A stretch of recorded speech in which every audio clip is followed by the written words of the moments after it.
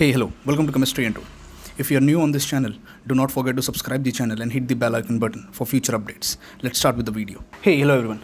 So, इस particular video में हम बात करने वाले हैं चेन रिएक्शंस के बारे में. नाउ चेन रिएक्शंस एक one of the most important topic है. अगर आप मास्टर्स लेवल की बात करोगे तो चेन रिएक्शन स्पेशली हमको पढ़ाया जाता है पॉलीमर केमिस्ट्री में, जहाँ पर हमारे पास कुछ स्टेप्स होते हैं. नाउ चेन रिएक्शंस को तीन मेन कैटेगरी में डिवाइड किया जाता है. सबसे पहले पढ़ाया जाता है कि जब भी कोई चेन होती है, वो जो चेन होती है वो स्टार्ट होती है तो उसको कहा जाता है चेन इनिशिएशन. ओके, सो चेन इनिशिएशन पहला स्टेप होता है. उसके बाद एक बार जब चेन बनना स्टार्ट हो गया उसके बाद आता है chain propagation. Chain propagation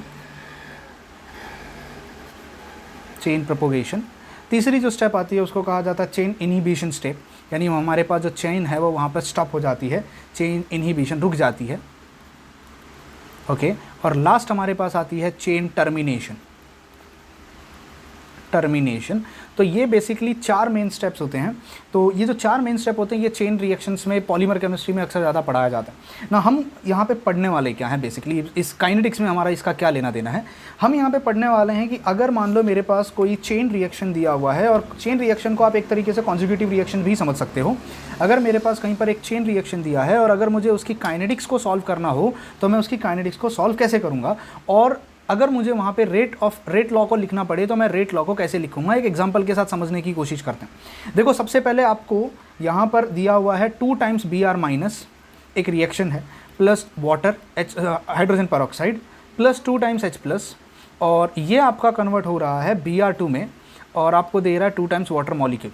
okay, ना इस रिएक्शन के लिए इन्होंने जो रेट लॉ प्रिडिक्ट की है, जो प्रिडिक्टेड रेट लॉ है, प्रिडिक्टेड रेट लॉ वो इन्होंने जो दी है वो ये है कि rate of a reaction is given by, और रेट ऑफ अ रिएक्शन को इन्होंने ब्रोमीन के टर्म्स में लिखा है बिकॉज यहाँ पे प्रोडक्ट के टर्म्स में लिखा है change in concentration of Br. So erase it. Okay, this is change in concentration of bromine 2 divided by dt is coming out to be, इन्होंने जो प्रेडिक्ट किया है वो है K Br- into H2O2 into H+.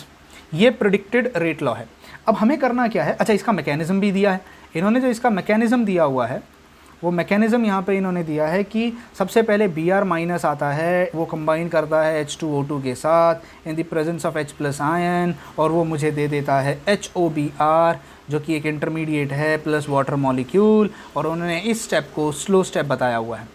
दूसरी step में क्या होता है, दूसरे स्टेप में HOBr जो होता है जो कि रिएक्शन इंटरमीडिएट है, वो रिएक्ट करता है एक और H+ के साथ, वो कंबाइन करता है एक और Br- के साथ, और फाइनली मुझे मिल जाता है Br2 और मुझे मिल जाता है H2O. अच्छा, ये जो स्टेप है ये इन्होंने बताया हुआ है फास्ट स्टेप, और इसका जो रेट कांस्टेंट हो जाएगा वो K1 हो जाएगा, इसका रेट कांस्टेंट K2 हो जाएगा.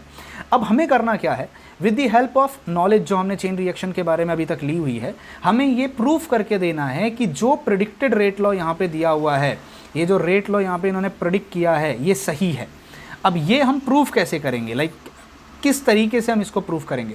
तो देखो, इसको यूज़ करने के लिए आपको थोड़ा कॉन्जिक्यूटिव रिएक्शन का नॉलेज होना चाहिए. कॉन्जिक्यूटिव रिएक्शंस के बारे में मैंने ऑलरेडी पढ़ाया हुआ है. कॉन्जिक्यूटिव रिएक्शन के मैंने काफ़ी वीडियो बनाए हुए हैं, और कॉन्जिक्यूटिव रिएक्शन में हमने पढ़ा हुआ है स्टेडी स्टेट के बारे में. तो स्टेडी स्टेट अप्रॉक्सीमेशन के बारे में हमने वहाँ पे पढ़ा है. ठीक है, स्टेडी अप्रॉक्सीमेशन के बारे में. ठीक है, तो स्टेडी S आएगा यहाँ पे, स्टेडी स्टेट अप्रॉक्सीमेशन. अब आपको याद क्या रखना है, कभी भी अगर आपको ऐसी चीज़ों को प्रूफ करना पड़े तो आप सबसे पहले एक काम करो. सबसे पहले क्या स्टेप फॉलो करने का, रिएक्शन इंटरमीडिएट को आइडेंटिफाई करो. इंटरमीडिएट को आइडेंटिफाई करो. उसके बाद एक बार रिएक्शन इंटरमीडिएट फाइंड आउट हो गया तो उसके बाद उस रिएक्शन इंटरमीडिएट का, मान लो I मेरा इंटरमीडिएट है, इसका कॉन्सेंट्रेशन ढूंढ के निकालो यूजिंग स्टेडी स्टेट अप्रॉक्सीमेशन. तो आपको स्टेडी स्टेट अप्रॉक्सीमेशन यूज़ करके उसका कॉन्सेंट्रेशन ढूंढ के निकालना है. उसके बाद आपका जो प्रिडिक्टेड रेट लॉ में जिसके टर्म्स में रेट लिखी हुई है, जैसे यहाँ ब्रोमीन के टर्म्स में लिखी हुई है, तो आपको यहाँ पर रेट इक्वेशन लिखना है. रेट इक्वेशन को लिखो यहाँ पे सबसे पहले. वो जो रेट इक्वेशन होगा जिस स्पीशीज़ के लिए आपको निकालने के लिए बोला गया है, rate equation for required species, वो लिखो. रिक्वायर्ड स्पीशीज़, अब कहाँ से लिखने का ये रिक्वायर्ड स्पीशीज़ का, यहाँ ढूंढने का. यहाँ पर ब्रोमीन कहाँ है, देखो यहाँ पर ब्रोमीन इधर है. तो अब इस ब्रोमीन का रेट इक्वेशन लिखो, क्योंकि हमें यहाँ ब्रोमीन का निकालना है. अब यहाँ जो ब्रोमीन का निकालना है वो हमें प्रूफ करना है कि सही है कि नहीं है. तो यहाँ पर जो ब्रोमीन दिया है उसके हिसाब से रेट इक्वेशन लिखो. उस रेट इक्वेशन को लिख देने के बाद उसके अंदर सब्स्टिट्यूट करो. क्या सब्स्टिट्यूट करो, आपको सब्स्टिट्यूट करना है इंटरमीडिएट का कॉन्सेंट्रेशन. इंटरमीडिएट का कॉन्सेंट्रेशन जो आपने ढूंढ के निकाला होगा, और फाइनली आपको कंपेयर करना है। तो चलो स्टार्ट करते हैं इस वीडियो में हम इसको कैसे करेंगे। तो मुझे ब्रोमीन के टर्म्स में रेट लॉ लिखना पड़ेगा। तो मैं क्या लिखूंगा यहाँ पे, मैं यहाँ पे लिखूंगा change in concentration of Br minus change in concentration of Br2 sorry divided by dt will be equal to K2। अब पीछे देख लो क्या क्या HOBr है, H प्लस है, Br2 है, ओके HOBr है, तो दिस विल बी HOBr है, फिर क्या था H प्लस था, और फिर क्या था वहाँ पे क्या था Br माइनस था, करेक्ट। तो this was Br minus. Unfortunately जो Br2 है वो यहाँ गायब हो रहा है। I hope you are getting my point. यहाँ पे आपका यहाँ पे जो Br2 है सॉरी वो फॉर्म हो रहा है, तो इसका जो फॉर्मेशन है उसका रेट क्या आएगा, पॉजिटिव में आएगा क्योंकि फॉर्मेशन है। आई होप समझ में आ रहा है आपको, ठीक है। अब आप यहाँ पे अगर नोटिस करो, ये हमने लिख लिया हमारे मैकेनिज्म से, हमने इसको हमारे मैकेनिज्म से लिख लिया। अब हमें ये प्रूव करना है कि यहाँ पर जो dBr2/dt है वो इस इक्वेशन के साथ यहाँ पर मैच करती है। अब कैसे करेंगे, हमारा जो इक्वेशन है यहाँ पर हमारे पास एक रिएक्शन इंटरमीडिएट है, इस इंटरमीडिएट का हमें कॉन्सेंट्रेशन ढूंढ के निकालना पड़ेगा। अब इंटरमीडिएट को अगर आप ध्यान से देखो, यहाँ पर इंटरमीडिएट बन रहा है और यहाँ पर इंटरमीडिएट गायब हो रहा है। तो अगर कोई तुमसे पूछे what is the change in concentration of intermediate, change in concentration of HOBr divided by dt, तो इसका आंसर आएगा फॉर्मेशन माइनस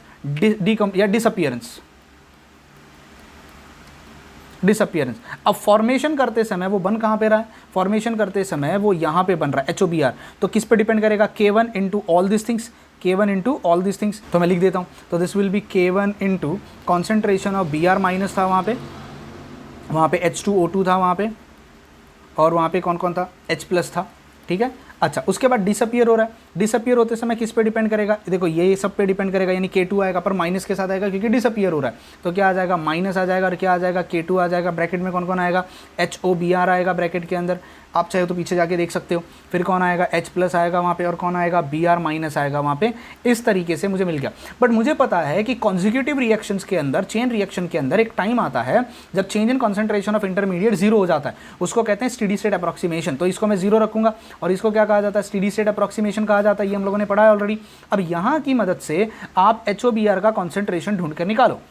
तो कॉन्सेंट्रेशन ऑफ HOBr का फॉर्मूला बताओ क्या आएगा, ये पूरा टर्म पहले यहाँ जाएगा और उसके बाद HOBr वहीं पर रहेगा, तो क्या आएगा, K1 into Br minus H2O2 H plus, ये पहले वहाँ जाएगा जीरो के उधर, वहाँ पॉजिटिव हो जाएगा, फिर वहाँ से सारी चीज़ें नीचे आ जाएंगी। तो डिवाइडेड बाई क्या आ जाएगा, K2 आ जाएगा, और क्या आ जाएगा, H प्लस आ जाएगा, और क्या आ जाएगा, Br माइनस आ जाएगा। अब देखो Br माइनस क्या हो जाएगा, कैंसिल, H प्लस और H प्लस क्या हो जाएगा, कैंसिल। फाइनली मेरे पास क्या बचेगा, K1/K2 इंटू क्या बचेगा, H2O2। अब आपके इस HOBr के कॉन्सेंट्रेशन को जो हमने dBr2 निकाला था मैकेनिज्म से, उस रेट में सब्सटीट्यूट करो। तो मेरे पास फॉर्मूला क्या बनेगा, change in concentration of Br2 divided by dt will be equal to K2 into HOBr का कॉन्सेंट्रेशन डालो तो क्या आ जाएगा, K1/K2 इंटू क्या आ जाएगा, H2O2 इंटू ऑलरेडी वहाँ पे क्या था, H प्लस था, और ऑलरेडी क्या था वहाँ पे, Br माइनस था। अब K2 कैंसिल हो जाएगा, तो फाइनली क्या मिलेगा, dBr2